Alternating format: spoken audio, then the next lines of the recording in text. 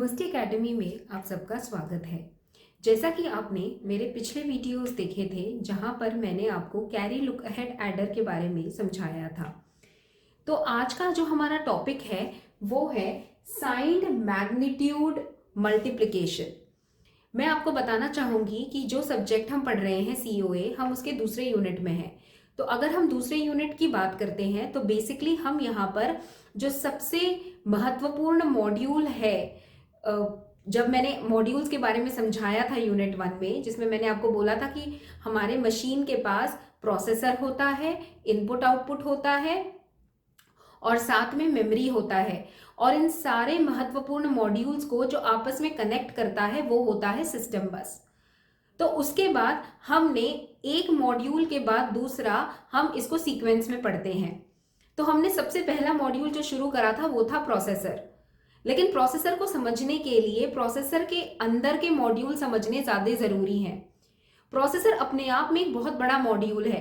ये ALU, register और control unit के साथ बनता है, जो कि मैंने आपको पहले यूनिट्स में बताया था। जैसे जैसे हम आगे बढ़ रहे हैं, हम सबसे पहली जो सब मॉड्यूल है प्रोसेसर की, एएलयू, हम उसके बारे में जानकारी ले रहे हैं। कैरी लुक अहेड एडर भी एएलयू का ही हिस्सा था, जहां पर हम easy way of addition, circuits कैसे बनते हैं, ये इसके बारे में मैंने जानकारी दी थी। अब इसी लेक्चर को हम आगे बढ़ाते हुए जो दूसरा टॉपिक है जो बहुत ही इंपॉर्टेंट है, जिसको हम मल्टीप्लिकेशन एल्गोरिथम कहते हैं, जिसको हम साइंड और अनसाइंड डेटा दोनों के लिए देखते हैं।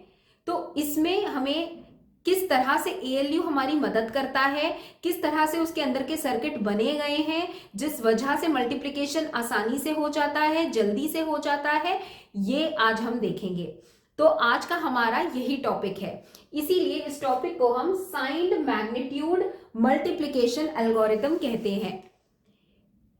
आपको ये टॉपिक पढ़ने से पहले मेरे पिछले जितने भी वीडियोस हैं कैरी लुक अहेड एडर के, प्रोसेसर के, एएलयू के, आप प्लीज उनको सीक्वेंस में देखिए, तो आपको समझ आएगा कि ये जो टॉपिक हम पढ़ रहे हैं ये प्रोसेसर के किस हिस्से को दर्शाता है और इसको पढ़ना क्यों जरूरी है। आपको इस लेक्चर से जुड़े हुए नोट्स चाहिए तो नीचे दिए गए डिस्क्रिप्शन लिंक को जरूर क्लिक कीजिए, आपको पूरे नोट्स मिल जाएंगे। तो आइए शुरू करते हैं आज का लेक्चर, जिसको हम कहते हैं मल्टीप्लिकेशन एल्गोरिथम। जैसा कि आप देख सकते हैं, मैंने यहां बोर्ड के ऊपर एक हार्डवेयर फिगर ड्रॉ करा है। मैंने यह हार्डवेयर फिगर इसीलिए ड्रॉ करा है क्योंकि जैसा कि मैंने आपको बताया, ये जो हम पढ़ रहे हैं मल्टीप्लिकेशन, एडिशन करना, मल्टीप्लिकेशन करना, सब्ट्रैक्शन करना, डिविजन करना, प्रोसेसर का ही काम है। लेकिन प्रोसेसर के अंदर जो मॉड्यूल जो ये काम करता है वो है एएलयू। ये मेरे लिए फ्लोटिंग पॉइंट एडिशन भी करेगा, साइंड मैग्नीट्यूड मल्टीप्लिकेशन भी करेगा, कैरी लुक अहेड एडिशन भी करेगा, लेकिन ये सब कुछ ये वाला मॉड्यूल करता है एएलयू, जिसको हम अरिथमेटिक लॉजिक शिफ्ट यूनिट भी कहते हैं प्रोसेसर का। अब हमें ये देखना है कि एएलयू के अंदर मल्टीप्लिकेशन के लिए ऐसा क्या हार्डवेयर बनाया गया है जिससे हमारा मल्टीप्लिकेशन प्रोसेस सिंपलर वे से एएलयू करके हमें आउटपुट देता है। तो आइए जानते हैं। जैसा कि आप देख सकते हैं, मैंने टाइटल में लिखा है साइंड मैग्नीट्यूड डेटा। सबसे पहले तो हम इसके बारे में थोड़ी जानकारी लेते हैं कि साइंड और अनसाइंड मैग्नीट्यूड डेटा हम किसको कह रहे हैं। जैसा कि आप सब जानते हैं, जब मैं एक कोई भी डिजिट लिखती हूं, जैसे कि मैंने लिखा नंबर 3, अब नंबर 3 हम जनरली जब मैथ्स में लिखते हैं और हम कोई साइन नहीं देते तो ये डिफॉल्ट लिया जाता है कि ये नंबर पॉजिटिव है। अगर नंबर नेगेटिव हुआ तो एक साइन आता है उसके साथ, जिसको मैं माइनस साइन कहती हूं। तो हम जनरली जब हम नंबर्स की बात करते हैं तो नंबर्स दो तरह के आते हैं। नंबर्स साइंड हो सकते हैं, नंबर्स अनसाइंड भी हो सकते हैं। जब हमें अनसाइंड नंबर्स दिए जाते हैं, जैसे कि ये वाला नंबर, ये अनसाइंड है, इसके आगे ना पॉजिटिव है ना नेगेटिव है, ये अनसाइंड नंबर कहा जाता है इसको। ऐसे नंबर्स की मल्टीप्लिकेशन, एडिशन, डिविजन, सब्ट्रैक्शन ज्यादातर आसान ही होती है। मुश्किल तब आती है जब मैं साइंड मैग्नीट्यूड डेटा लेती हूं, जैसे कि मैंने लिया +3, जैसे कि मैंने लिया -3, जैसे मैंने लिया +6, मैं बोल रही हूं -8। तो ये हो गए आपका साइंड मैग्नीट्यूड डेटा। ये बहुत डिफर करता है अनसाइंड से, क्योंकि यहां पर ना कि मुझे सिर्फ नंबर की बारे में ध्यान रखना है, मुझे उसके साइन के बारे में भी ध्यान रखना है कि वो नंबर पॉजिटिव है या वो नंबर नेगेटिव है। तो इसीलिए इस तरह के नंबर्स को हम साइंड मैग्नीट्यूड डेटा कहते हैं। अब आप मुझे पूछ सकते हो कि मैम मल्टीप्लिकेशन एल्गोरिथम में हम सिर्फ क्या साइंड के बारे में बात करेंगे? नहीं, हम साइंड भी देखेंगे, हम अनसाइंड भी देखेंगे, लेकिन जब मैं साइंड की बात करती हूं ये ज्यादा कॉम्प्लिकेटेड होता है देन अनसाइंड, इसीलिए हम इसको सबसे पहले पढ़ते हैं। तो अगर मैं एक नॉर्मल एरिथमेटिक मल्टीप्लिकेशन की बात करूं, जैसे कि अगर देखिए मैं यहां पर लिखती हूं 3 × -2, तो सीधा सरल जवाब है इसका -6। लेकिन -6 आपको कैसे आया है? क्योंकि आपको 2 × 3 करके आपने 6 तो लिख दिया, लेकिन यहां पर जो माइनस साइन है ये भी मल्टीप्लाई हो रहा है with this positive sign, that is minus into plus, the result gives me minus. तो इसका मतलब ये साइंड एरिथमेटिक मल्टीप्लिकेशन है। आप पूछ सकते हो मैम कैसे पता चला कि 3 is positive? Because I have not suffixed it with any sign, I have not prefixed it with any sign, मतलब मैंने उस नंबर के पहले कुछ भी साइन मेंशन नहीं करा, मतलब वो पॉजिटिव होता है। तो पॉजिटिव नेगेटिव हमेशा नेगेटिव देता है, नेगेटिव नेगेटिव हमेशा पॉजिटिव देता है, पॉजिटिव पॉजिटिव हमेशा पॉजिटिव देता है, पॉजिटिव नेगेटिव भी नेगेटिव देता है। तो ये हमारे कुछ रूल्स हैं एरिथमेटिक के। तो इस तरह की मल्टीप्लिकेशन को हम साइंड एरिथमेटिक मल्टीप्लिकेशन कहते हैं। तो जाहिर सी बात है जब इस तरह की मल्टीप्लिकेशन एएलयू के पास आती है तो उसके पास एक ऐसा हार्डवेयर जरूर होना चाहिए जो ना कि सिर्फ मेरे मैग्नीट्यूड को मल्टीप्लाई करता है बल्कि उसके साइन को भी मल्टीप्लाई करता है। तो इसीलिए हम ये हार्डवेयर पढ़ते हैं और एक फ्लो चार्ट देखते हैं कि ये चीजें कैसे चलती हैं। तो अब देखिए, सबसे पहले अगर मैं एक एग्जाम्पल के तौर पे आपको हार्डवेयर से पहले वाकिफ कराती हूं कि इस हार्डवेयर में क्या क्या चीजें लगती हैं। जैसे कि आप फिगर में देख सकते हैं, मुझे एक बी रजिस्टर चाहिए, मुझे एक ए रजिस्टर चाहिए, मुझे एक ई चाहिए which is called as a flip flop, और मुझे चाहिए एक क्यू रजिस्टर, मतलब मेरे पास 3 रजिस्टर चाहिए मुझको, एक फ्लिप फ्लॉप चाहिए, एक सीक्वेंस काउंटर चाहिए और एक एडर का सर्किट चाहिए बीच में। क्या ये सब कुछ हार्डवेयर है? बिल्कुल। रजिस्टर्स हार्डवेयर है, फ्लिप फ्लॉप हार्डवेयर है, काउंटर्स हार्डवेयर है, तो ये सब कुछ, एडर्स भी हार्डवेयर है। तो ये सब कुछ सर्किट किसके अंदर बनाया हुआ है? एएलयू के अंदर, ताकि मेरा साइंड मल्टीप्लिकेशन के जो एग्जाम्पल्स हैं या जो प्रोग्राम्स हैं जो मशीन को मैं देती हूं वो इस हार्डवेयर के जरिए जल्दी एग्जीक्यूट होके बाहर आ सके। तो अभी हमें ये समझना है कि ये हार्डवेयर एक्चुअली में काम कैसे करता है। तो इसके लिए मैंने साथ ही एक एग्जाम्पल भी दिया हुआ है। अगर आप ध्यान से इस एग्जाम्पल को देखते हैं तो ये मेरा साइंड मैग्नीट्यूड डेटा है। क्यों? क्योंकि मैंने -2 × -4 लिखा है। तो आज अभी हम थोड़ी टर्मिनोलॉजीज की बात करते हैं जिससे आपको हार्डवेयर भी थोड़ा क्लियर हो जाएगा। हमेशा याद रखिए, जो मल्टीप्लाई हो रहा है उसको हम मल्टीप्लिकेंट कहते हैं, जो कि होता है सबसे ऊपर का हिस्सा मल्टीप्लिकेशन में। जो मल्टीप्लाई हो रहा है उसको हम मल्टीप्लिकेंट कहते हैं, जो मल्टीप्लाई कर रहा है उसको हम मल्टीप्लायर कहते हैं। मल्टीप्लिकेशन प्रोसेस में ये दोनों बहुत जरूरी है, क्योंकि मल्टीप्लायर मल्टीप्लिकेंट जब तक क्लियर नहीं होता मेरे रजिस्टर में कौन सी चीज स्टोर होगी मुझे पता नहीं चलेगा। तो इसीलिए मैं दोबारा समझा रही हूं, जब भी मैं मल्टीप्लाई करती हूं दो नंबर्स को, ये तो आपका डेसिमल एरिथमेटिक मल्टीप्लिकेशन है, ये कन्वर्ट होगा इन द बाइनरी, क्योंकि मशीन को क्या चीज समझ आती है? बाइनरी। तो ये जो भी है ये कन्वर्ट होगा, लेकिन वो मैं बाद में बात करूंगी, पहले मैं डेसिमल की बात करती हूं। अगर मैं डेसिमल की भी बात कर रही हूं तो हमेशा याद रखिए जो मल्टीप्लाई हो रहा है उसको मैं मल्टीप्लिकेंड कहती हूं, जो मल्टीप्लाई कर रहा है उसको हम मल्टीप्लायर कहते हैं।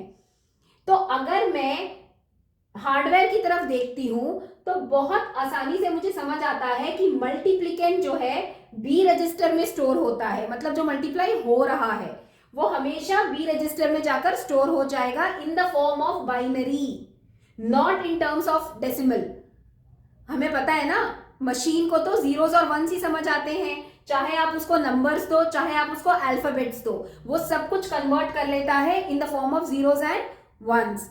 तो ये जो भी कन्वर्ट होगा मल्टीप्लिकेंड का वो जाके सेव होगा बी रजिस्टर के अंदर, और जो मल्टीप्लायर है जो बाइनरी में कन्वर्ट होगा वो स्टोर होगा क्यू रजिस्टर के अंदर। ये रजिस्टर्स कहां पर हैं? ALU के अंदर, जो कि स्पेशली बनाए गए हैं for multiplication of signed data. तो बी रजिस्टर में मल्टीप्लिकेंट है, क्यू रजिस्टर में मल्टीप्लायर है। तो ए रजिस्टर क्यों लिया? एक टेम्पररी रजिस्टर लिया है क्योंकि हमें पता है कि जब हम मल्टीप्लाई करते हैं बीच में हमें पार्शियल प्रोडक्ट्स आते रहते हैं, तो इसीलिए उन पार्शियल प्रोडक्ट्स के लिए मैंने एक डमी रजिस्टर लिया है ए, जो इनिशियली 0 पे रहता है। तो आइए पहले हम देखते हैं कि नॉर्मली हम मल्टीप्लाई कैसे करते हैं, फिर उसके बाद फ्लो चार्ट के जरिए जानते हैं कि एक्चुअली में ये प्रोसेस कैसे चल रहा है मशीन के अंदर। तो देखिए, जब मैं मैन्युअली मल्टीप्लाई करती हूं, अगर मैं सिर्फ डेसिमल मल्टीप्लीकेशन की बात करती हूं, -2 इंटू -4 इज +8। आंसर इसका है 4 2 ज़ा 8, माइनस इंटू माइनस हो जाएगा प्लस। ये तो हुआ आपका डेसिमल मल्टीप्लीकेशन। अब आइए जरा हम बाइनरी की बात करते हैं। सबसे पहले तो -2 को आप कन्वर्ट करिए बाइनरी के अंदर। तो अगर मैं -2 को बाइनरी में कन्वर्ट करती हूं तो ये बन जाता है 0 1 0। मैं यहां पर साइन की तो बात ही नहीं कर रही हूं, अभी मैं सिर्फ इस नंबर को कन्वर्ट कर रही हूं। तो अगर मैंने 2 को कन्वर्ट करा तो ये हो गया 0 1 0। अब क्योंकि ये साइन नेगेटिव है, नेगेटिव साइन बताता है कि मुझे जो लास्ट का बिट अटैच करना है इसके साथ वो 1 है। क्यों? क्योंकि यहां पर साइन नेगेटिव है। अगर वही साइन पॉजिटिव होता तो मैं और एक 0 लगा देती दिखाने के लिए कि वो +2 है। तो प्लस का साइन बिट होता है 0 और माइनस का साइन बिट होता है 1। साइन बिट हमेशा लेफ्ट साइड पे अपेंड होता है आफ्टर द मैग्नीट्यूड। अब -2 का इक्विवेलेंट क्या हो गया आपका?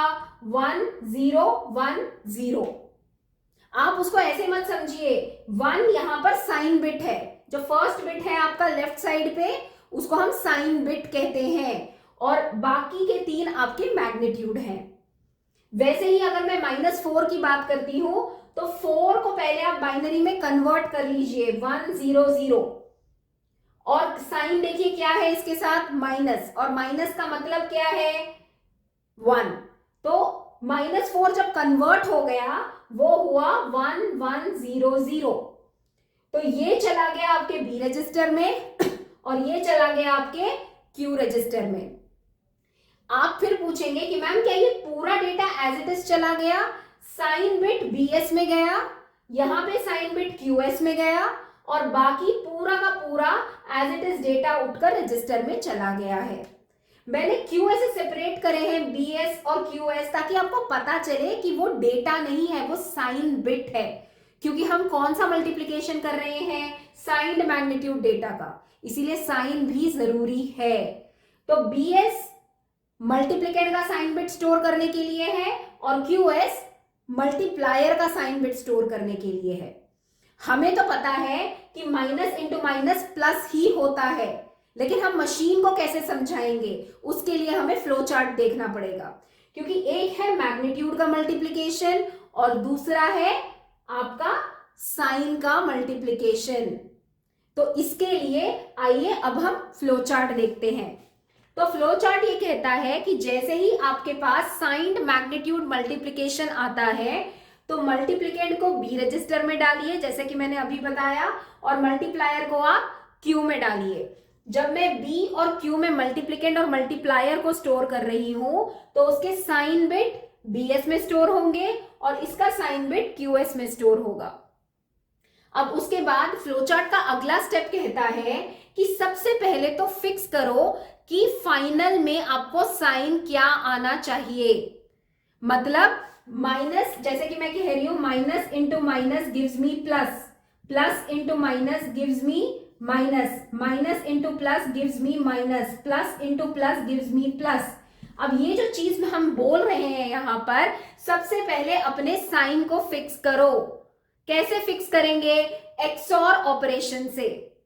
एक्सॉर ऑपरेशन का मतलब क्या होता है कि जब भी देखो यहां पर इसका साइन बिट क्या है? 1 है। क्यों? क्योंकि ये माइनस है। इसका साइन बिट क्या है?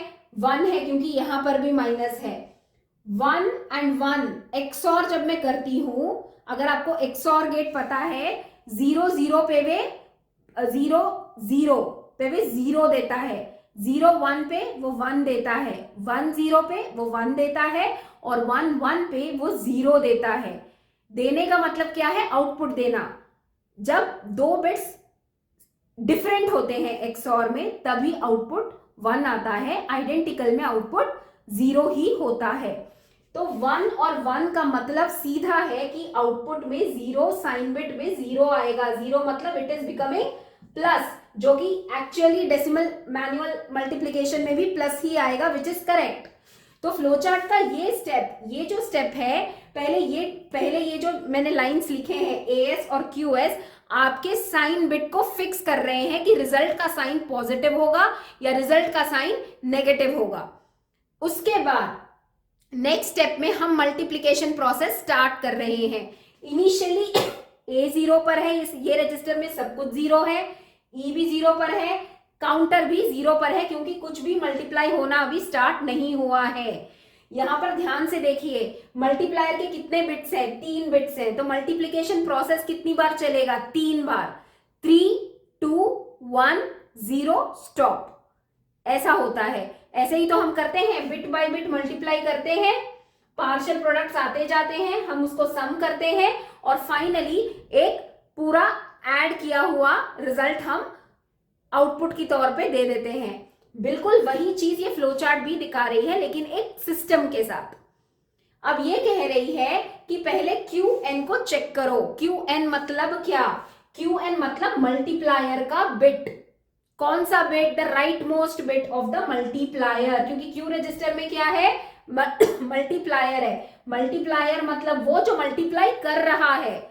यहां पर क्या मल्टीप्लाई कर रहा है? 4 मल्टीप्लाई कर रहा है। तो आपका QN क्या है? 0 है। QN is the last bit, right most last bit of the multiplier. तो जब मैं इसको देखती हूं, देखो हमेशा याद रखिए, क्योंकि मैं बाइनरी मल्टीप्लीकेशन में हूं, तो या तो आप मल्टीप्लाई 0 से करोगे या तो मल्टीप्लाई 1 से करोगे। जाहिर सी बात है, जब 0 से मल्टीप्लाई होता है, पूरा का पूरा मल्टीप्लिकेंट जीरोस ही होते हैं। If I multiply anything with 0, the result is automatically 0।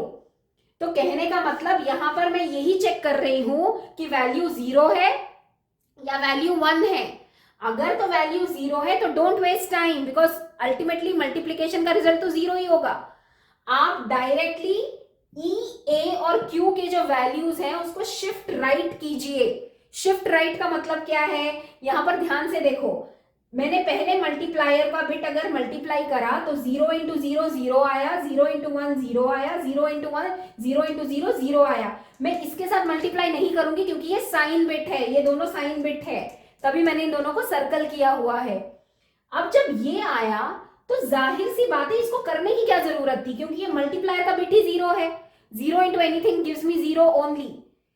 तो फ्लोचार्ट ये कहता है, जहां पर मल्टीप्लायर का बिट 0 देख लिया आपने, सीधा आप शिफ्ट राइट करो। शिफ्ट राइट का मतलब यहां पर मैंने समझाया है। शिफ्ट राइट मतलब मान लीजिए आपके पास ये 4 बिट है, इसको शिफ्ट राइट करना है, तो आप जनरली क्या करते हो, जो राइट मोस्ट बिट होता है वो बाहर निकल जाता है और यहां पे लेफ्ट पोजीशन पे 0 अपेंड हो जाता है।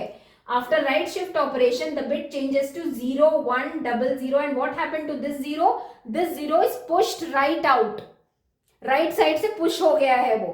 Similarly, यहां पर मुझे SHR किसका करना है? है ई ए क्यू को, मतलब जो ई में था अब ए में आ गया, ए का क्यू में आ गया, और लास्ट का क्यू क्या हो गया, पुश आउट हो गया। ये देखिए यहां पर यही चीज हुई है, ये चीज पुश हो गई और यहां पर जीरो अपेंड हो गया, यहाँ पे जीरो आ गया, यहाँ पे जीरो आ गया और यहाँ पे क्रॉस आ गया। क्रॉस का मतलब ये पुश हो चुका है आगे, ये स्टेप को ही दर्शाया है यहां पर। और यहां पर ये बोलने की कोशिश करिए कि जब आप शिफ्ट राइट करोगे तो ऑटोमेटिकली आप नेक्स्ट स्टेप पर आ जाओगे। क्यों? क्योंकि मल्टीप्लायर ही जीरो था और सीक्वेंस 3 - 1 क्या हो गया, 2, क्योंकि सीक्वेंस काउंटर मैंने यहां पर रिड्यूस कर लिया। और मैं फिर चेक करूंगी ऊपर जाकर कि अब नेक्स्ट मल्टीप्लायर का बिट क्या है। अगर फिर से जीरो है तो फिर से इसी तरफ आइए, यहां पर फिर एस ई ए क्यू को शिफ्ट राइट कीजिए। जब आप शिफ्ट राइट करेंगे तो आपको पता चलेगा कि और एक बिट राइट साइड का पुश हो गया जो कि क्यू एन था, और ई का ए में आ गया, ए का क्यू में आ गया, और फिर आपका 2 - 1 हो गया, सीक्वेंस काउंटर 1 हो गया। फिर मैं ऊपर जाके चेक करूंगी कि अब मल्टीप्लायर का बिट क्या है। अगर देखिए यहां पर मल्टीप्लायर का बिट 1 आ गया तो सिंपल सी बात है, अब मैं फ्लो चार्ट के राइट साइड पर जाऊंगी और राइट साइड ये कहता है कि अब आप ए और बी को ऐड कर दो। ए के कंटेंट्स क्या थे, इनिशियली जीरो थे, पर जैसे जैसे स्टेप्स आगे बढ़े ये पुश होता गया ना, ए के भी कुछ कंटेंट्स रहे होंगे, ए के और बी के, मतलब मल्टीप्लिकेंट और ए रजिस्टर को ऐड कर दो और फिर शिफ्ट करो, शिफ्ट राइट करो अगर आपका मल्टीप्लायर का बिट 1 आया तो। और ये प्रोसेस कब तक करोगे, जब तक सीक्वेंस काउंटर 0 तक नहीं पहुंच जाता। मतलब मैंने पूरे मल्टीप्लायर बिट्स ट्रैवर्स कर दिए हो तब ये फ्लो चार्ट एंड हो जाता है। और आपका जो फाइनल प्रोडक्ट होता है, जो आपका फाइनल प्रोडक्ट है, देखिए यहां पर जैसे कि फाइनल प्रोडक्ट मेरा क्या आया, 8। See this 1 0 0 0 is 8 and this 0 means it is +8 which is exactly matching with my manual decimal signed multiplication operation। ठीक है, तो ये आपका साइंड मैग्नीट्यूड का मल्टीप्लिकेशन एल्गोरिथम है। यहां पर सिर्फ सिंपल सी कुछ बातों का हमें ध्यान रखना है कि सबसे पहले जब भी आपके पास दो साइंड डेटा को मल्टीप्लाई करने का कोई टास्क दिया जा रहा है एएलयू को, तो एएलयू सबसे पहले मल्टीप्लिकेंट को उठा के बी रजिस्टर में डाल देगा, मल्टीप्लायर को उठा के क्यू रजिस्टर में डाल देगा, ए रजिस्टर को इनिशियली 0 पे रखेगा, ई फ्लिप फ्लॉप को 0 पे रखेगा, सीक्वेंस काउंटर को मल्टीप्लायर के अकॉर्डिंगली सेट करेगा। अगर 3 बिट है मल्टीप्लायर में तो सीक्वेंस काउंटर 3 रहेगा, 5 बिट है मल्टीप्लायर में तो सीक्वेंस काउंटर 5 रहेगा। अब इसके बाद स्टेप शुरू होता है, क्योंकि ये साइंड मल्टीप्लिकेशन है, पहले मैं साइन को फिक्स करती हूं। साइन को फिक्स करने का मतलब देखती हूं कि मल्टीप्लिकेंट और मल्टीप्लायर में क्या साइन है, बीएस में और क्यूएस में। अगर यहां पर 1 है और यहां पे 0 है, मतलब ये पॉजिटिव है ये नेगेटिव है, तो 1 XOR 0 is 1 plus into minus gives me minus. तो मैंने साइन को फिक्स कर दिया। उसके बाद मल्टीप्लिकेशन का एल्गोरिथम शुरू होता है, जिसमें मैं चेक करती हूं कि मल्टीप्लायर का जो बिट है वो 0 है या फिर 1 है। अगर वो 0 है तो डायरेक्ट शिफ्ट राइट करो और सीक्वेंस काउंटर को रिड्यूस करके नेक्स्ट स्टेप पे चले जाओ। अगर मल्टीप्लायर का बिट 1 है तो टेम्परेरी रजिस्टर ए के साथ बी को ऐड करो, उसके बाद शिफ्ट राइट करो और फिर चेक करो कि अब नेक्स्ट मल्टीप्लायर का बिट 0 है या 1 है। ये करते कब तक करोगे आप, जब तक सीक्वेंस काउंटर पूरा 0 नहीं हो जाता। जब सीक्वेंस काउंटर 0 हो गया तो आपका प्रोडक्ट ए और क्यू में होगा with the sign, because sign I have already computed earlier. तो ये प्रोसेस जो है कि कब शिफ्ट करना है, कब ऐड करके शिफ्ट करना है। अगर मल्टीप्लायर का बिट 0 है तो डायरेक्ट शिफ्टिंग है। अगर मल्टीप्लायर का बिट 1 है तो पहले टेम्पररी और मल्टीप्लिकेंट को ऐड कर लो, उसके बाद शिफ्ट करो ई ए क्यू को। So this process of just shifting right और adding and shifting right eases out the process of multiplication, because multiplication is a very tedious process। अगर मैंने इस प्रोसेस को सिंप्लीफाई नहीं करा with an algorithm then the entire setup takes lot of time. और यहां पर मुझे साइंड में ध्यान इसीलिए रखना है क्योंकि पहले मुझे साइन पे फिक्स करना है, उसके बाद मेरा पूरा प्रोसेस शुरू हो रहा है क्योंकि ये साइंड मैग्नीट्यूड डेटा है। This is how ALU performs signed magnitude data multiplication operation. तो अपने आप में ही जो सर्किट मुझे अंदर चाहिए एरिथमेटिक सर्किट के, दैट इज एडर, क्योंकि अल्टीमेटली मैं देखो क्या कर रही हूं, जब मल्टीप्लायर का बिट 1 है मैं ऐड करके शिफ्ट कर रही हूं, तो but obviously I need an adder there, I need a full adder there. तो कहने का मतलब है ऐसे हार्डवेयर के साथ और इस लॉजिक के साथ मेरा ALU के अंदर साइंड मैग्नीट्यूड का मल्टीप्लीकेशन एल्गोरिथम रन होता है। आप एक एग्जाम्पल के तौर पे मैंने यहां पर -2 और -4 लिया है, आप कोई भी 2 नेगेटिव 2 पॉजिटिव, 1 पॉजिटिव 1 नेगेटिव या 1 नेगेटिव 1 पॉजिटिव नंबर लेकर इस फ्लो चार्ट के जरिए पूरा ट्रेस करो, फिर आपको अच्छी तरह से समझ आएगा जो प्रोडक्ट आ रहा है AQ में और जो साइन बिट उसका आया है, tally it with the normal decimal multiplication operation. जब दोनों के रिजल्ट सेम आएंगे तो आपको समझ आएगा कि ये मशीन ऐसे करता है वाया अ सर्किट और ये हम करते हैं। तो क्योंकि हमारा जो सब्जेक्ट है वो कंप्यूटर आर्किटेक्चर है, मुझे ये समझना है कि अंदर उसके ऐसा कौन सा मशीनरी है, ऐसा कौन सा सर्किट फिट है जिसकी वजह से ये इतने कॉम्प्लेक्स ऑपरेशंस भी इजीली कर पा रहा है, तो उसका हार्डवेयर ये बनता है। तो ये था आज का topic, signed magnitude data multiplication algorithm. आशा करती हूं कि आपको ये टॉपिक अच्छे से समझ आया होगा। ये टॉपिक यहाँ खत्म नहीं होता है क्योंकि इसके बाद हम बूथ्स का एल्गोरिथम करेंगे जो मेरे अगले वीडियो लेक्चर में होगा। जुड़े रहिए मेरे साथ क्योंकि हम ALU का पूरा प्रोसेस ऐसे ही समझेंगे। आशा करती हूँ कि आपको मेरा ये लेक्चर अच्छा लगा है। प्लीज कमेंट बॉक्स पे लिखिए कि आपको अगर किसी टॉपिक पे डाउट है तो I will definitely clarify that. और आगे जुड़े रहे मेरे साथ, ALU के और टॉपिक्स पढ़ते हैं। अगर मेरा वीडियो अच्छा लगे तो लाइक शेयर और सब्सक्राइब जरूर कीजिए। धन्यवाद।